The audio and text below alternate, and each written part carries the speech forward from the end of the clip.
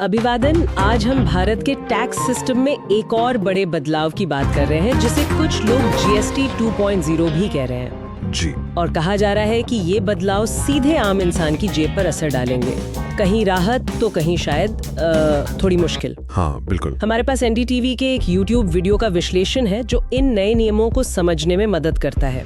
तो आज हमारी कोशिश यही रहेगी कि इन ताज़ा जीएसटी बदलावों को थोड़ा बारीकी से समझें और ये देखें कि भारत में लोग जिस तरह से खरीदारी करते हैं उस पर इनका क्या असर पड़ सकता है। चलिए शुरू करते हैं। बिल्कुल।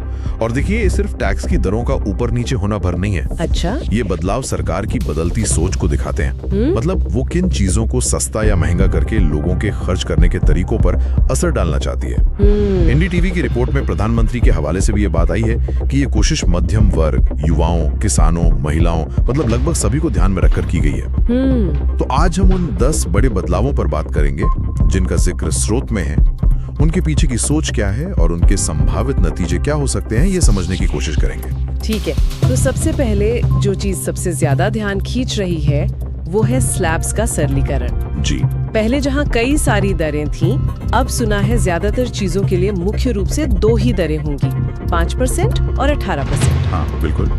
ये सुनने में तो काफी सीधा लगता है। पहले वाली जो जटिलता थी उससे तो काफी अलग है। हाँ।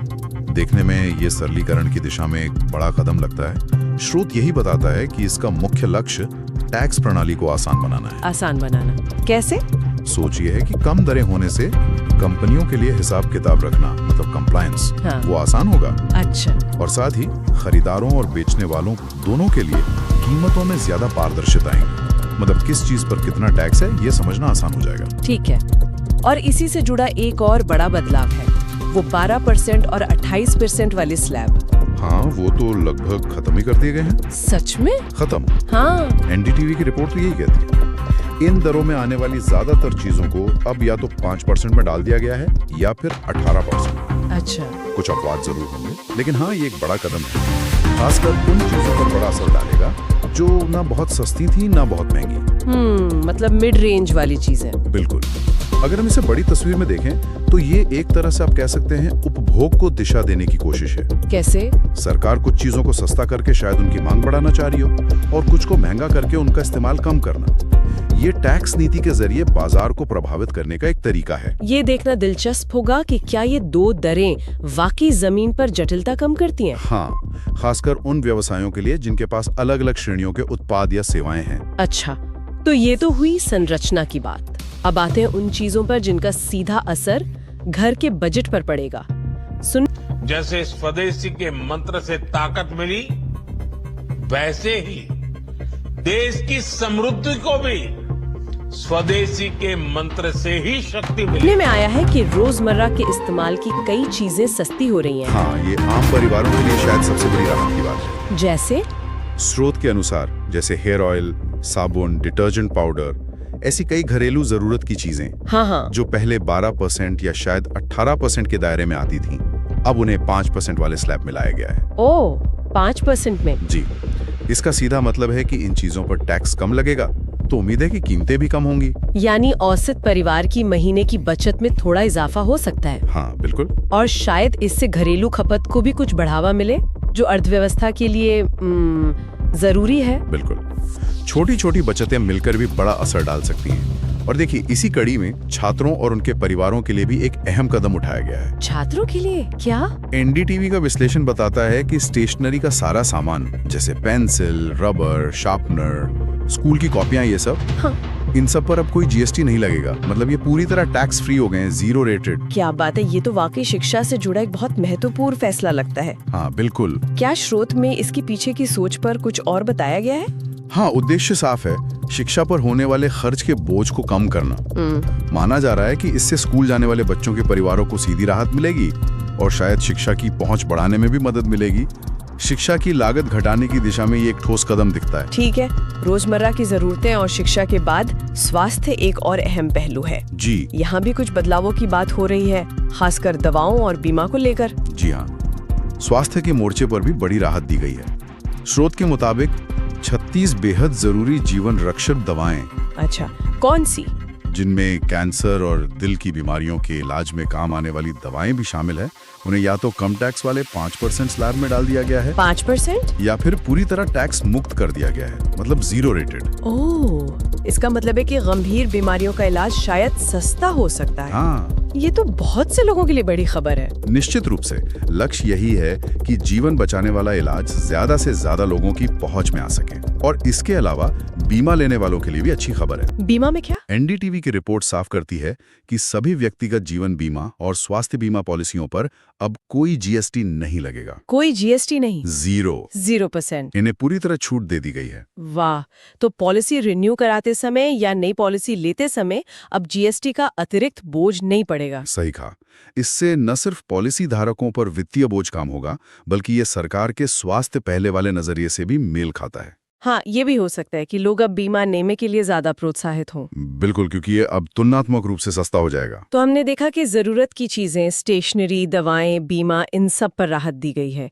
लेकिन क्या सब कुछ सस्ता ही हुआ है या कुछ चीजें महंगी भी हुई हैं? हाँ, बिल्कुल। खासकर वो चीजें जिन्हें लग्जरी या गैर जरूरी माना जाता है। हाँ, तस्वीर का दूसरा पहलू भी है। एक नई सबसे ऊंची दर बनाई गई है 40% की। 40%? ये किस पर? ये दर उन चीजों पर लागू होगी जिन्हें सिन गुड्स यानी अहितकर वस्तु हैं या फिर विशुद्ध लग्जरी माना जाता है। सिन गुड्स जैसे? स्रोत के उदाहरणों में महंगी कारें, तंबाकू उत्पाद, शायद महंगी शराब जैसी चीजें शामिल हो सकती है। इसे डीमेरिट रेट कहा जा रहा है। डीमेरिट रेट 40% तो बहुत ज्यादा है। इसके पीछे क्या तर्क है? देखिए, एनडीटीवी की रिपोर्ट के अनुसार सरकार का तर्क है कि इतनी ऊंची दर इन चीजों के उपभोग को हतोत्साहित करेगी। मतलब लोग कम खरीदेंगे? हाँ, या खरीदने से पहले 2 बार सोचेंगे। और साथ ही इस भारी टैक्स से जो अतिरिक्त राजस्व मिलेगा, उसका इस्तेमाल जन कल्याण के कामों में किया जाएगा।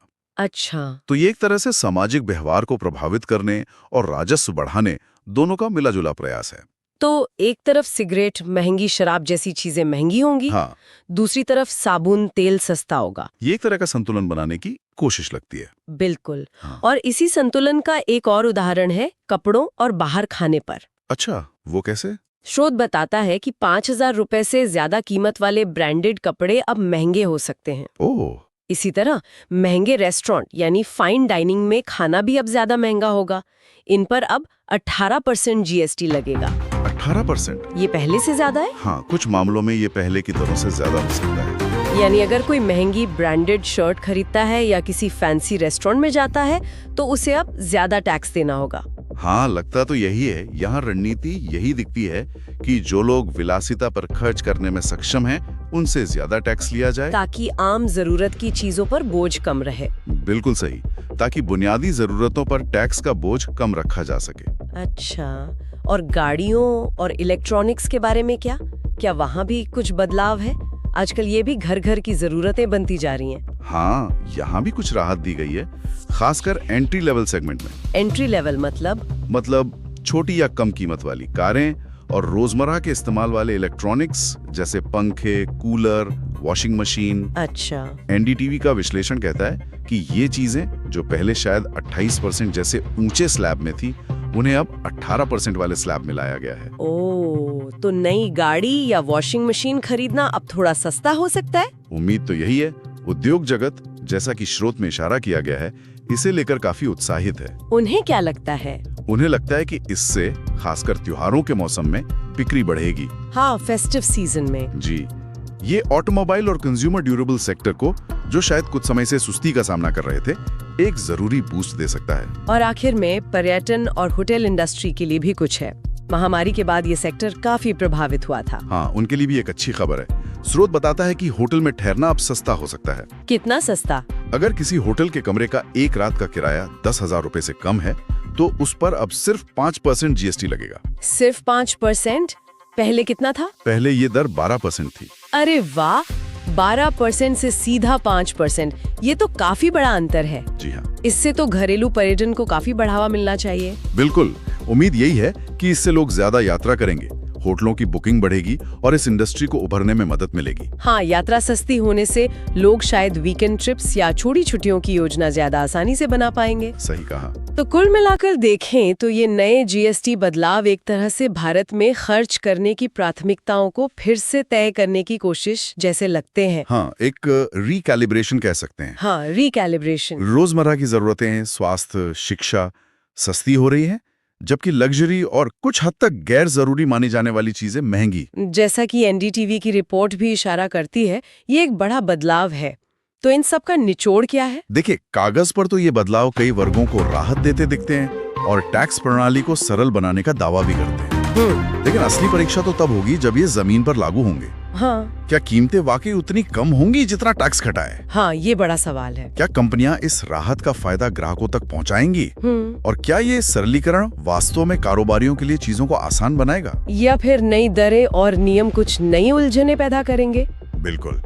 जैसा कि स्रोत में भी कहा गया है, इसका असर तो दिखना शुरू हो गया है, लेकिन पूरी तस्वीर साफ होने में और इसके दीर्घकालिक परिणाम समझने में अभी वक्त लगेगा। सही कहा। ये तो समय ही बताएगा कि ये बदलाव अर्थव्यवस्था को रफ्तार देते हैं या लोगों के जेब पर भारी पड़ते हैं और जाते जाते सोचने के लिए एक सवाल छोड़ जाते हैं। जी। क्या टैक्स दरों को बदलने भर से उपभोग का पैटर्न वाकई बदलता है? लोग क्या खरीदना चाहते हैं ये सिर्फ कीमत पर निर्भर करता है?